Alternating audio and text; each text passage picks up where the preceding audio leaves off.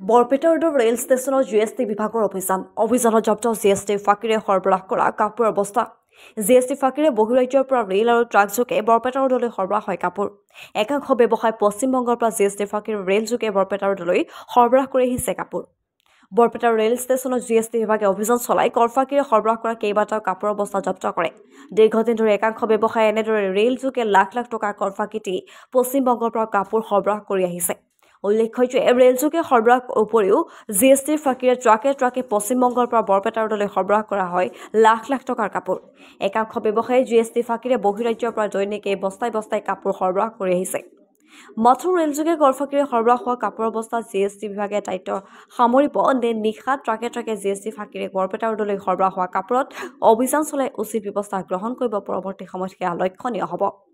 উল্লেখ্য যে উক্ত অভিযান সন্দৰ্ভত সংবাদ মাধ্যমৰ আগত কোনো ধৰণৰ মন্তব্য নিদিয়াৰ লগতে কোনো তথ্য প্ৰকাশ নকৰে জিএছটি বিভাগৰ বিষয়ে।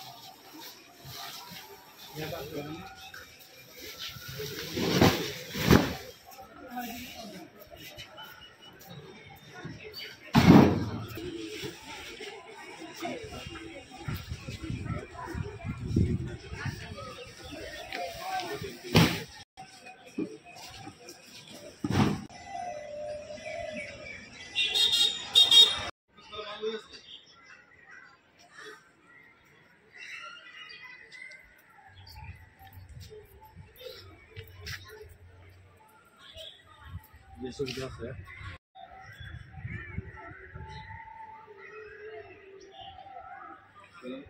ये जीएसटी ऑफिस আছে বুঝছো বান্ধ দাও ভিডিও কে এখানে বুঝছো তাই বদলবো আছে